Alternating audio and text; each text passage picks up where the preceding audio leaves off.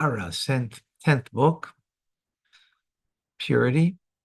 We learned the laws of vessels, and we're in chapter 12.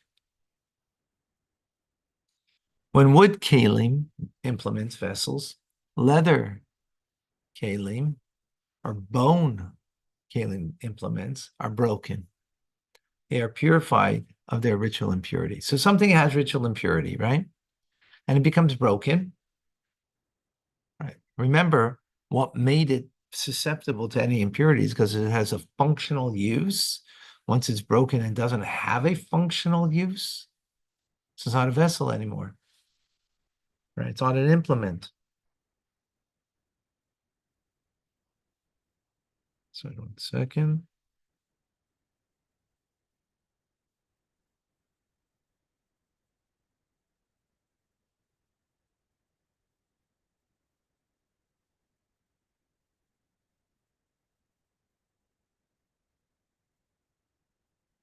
Yeah.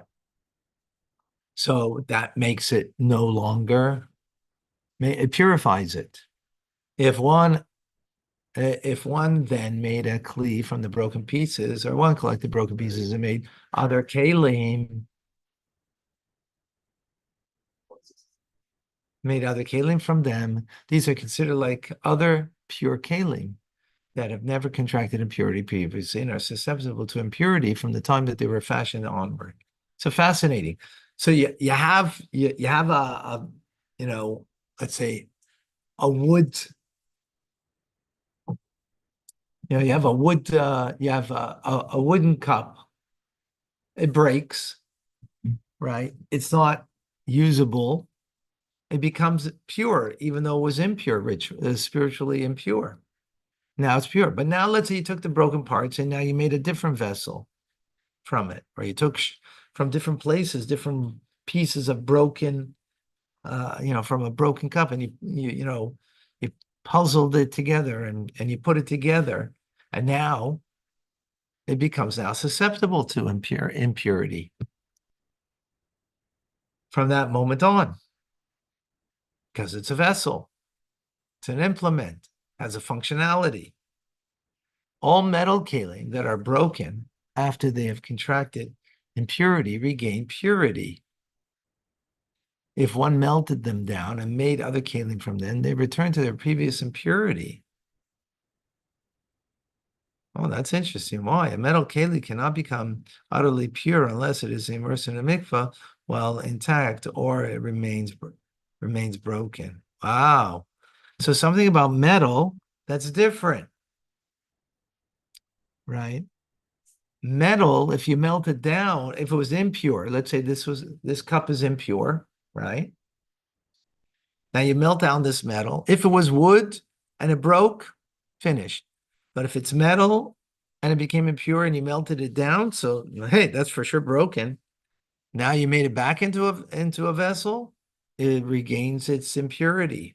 That's unique about metal, different than any other. It retains its impurity.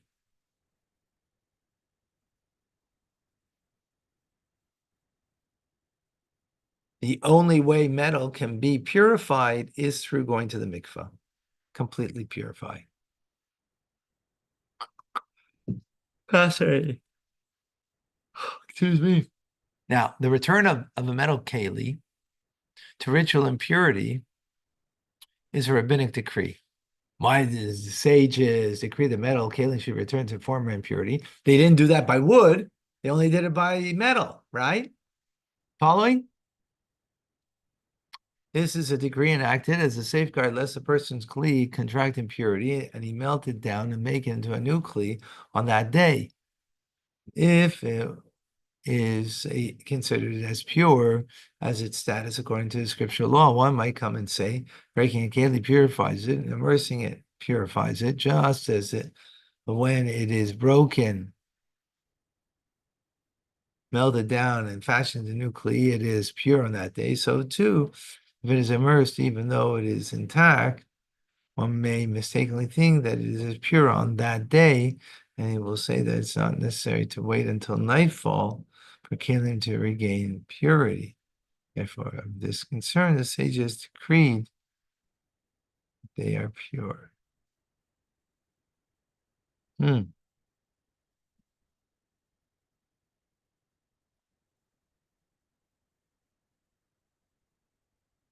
Interesting.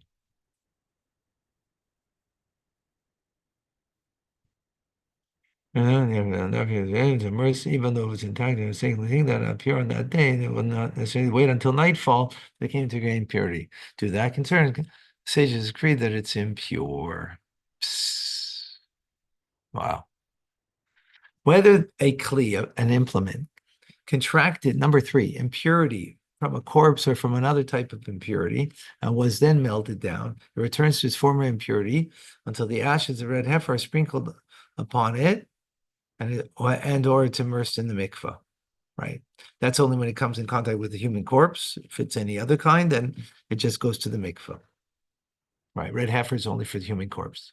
If the kli contracted impurity from a corpse and the ashes of red heifer were sprinkled upon on the third, and afterwards it was melted down, another kli was made from it, and then the ashes were sprinkled on the seventh day, and it was immersed, it is considered impure.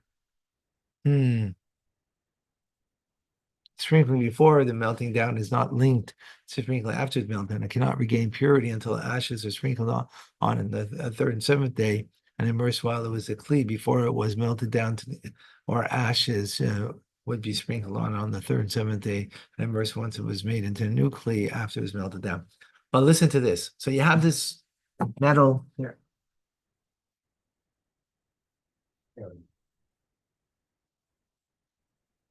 You have this metal vessel, right? It's all metal. And it's impure. Right? It came in contact with a corpse, right? It was in the same room as a corpse, so it becomes impure, right?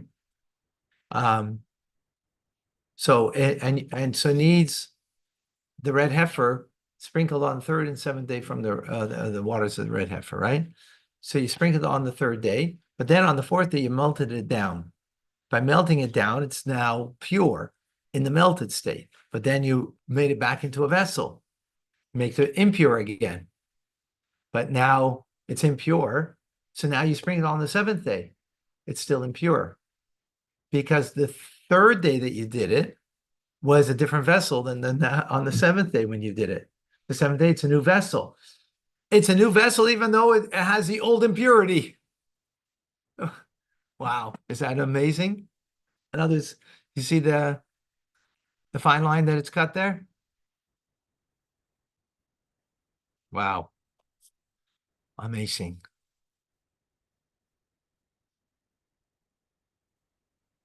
Okay. Can you repeat it one more time? This is a metal vessel. It's all metal, let's say. And it came in contact with a corpse, a human corpse. It's impure. It needs to be sprinkled on the third and seventh day from the waters of the red heifer. If you did that and put it into the mikvah, it's pure again. Remember that this pure means that now a kohen could use it for his truma. It means you could use this for your second times when you go to Jerusalem. You could eat breakfast with an impure, you could have your coffee in an impure mug, metal mug. You could, right? Because it's a regular breakfast. I mean, there were those that were called Prushim, the Pharisees, that they did everything pure. But that's already, very high-minded people. But you don't have to do that. You could, but if you want this to be pure, because you want to go to Jerusalem now to celebrate the holiday, so it needs to be sprinkled third and seventh day, right? And go to the mikvah. You did that, fine. It's pure. Go to Jerusalem. Have a great time. But what if you, on the third day, you sprinkled, and on the fourth day, you melted it down, the metal, and you made a new vessel, the same one, but you melted it down. When you melt it down, it loses its impurity because it's not a vessel anymore. It's only an implement, a vessel that has a status of impurity. So you nullified the impurity for the moment.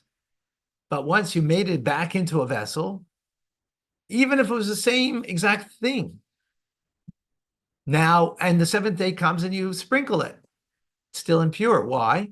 because it needs third and seventh. But it had the third, and it looks the same, but it's not the same because you melted it down and now it's a new vessel, right? So you need third and seventh on this vessel, not on a previous incarnation, so to speak, right? Makes sense. Yeah. But it's just with the nuance on that is amazing. Okay. Folks, unfortunately, I have to stop here. My wife is giving a class shortly. Thanks so much. And but yeah, that was at least geschmack. Thank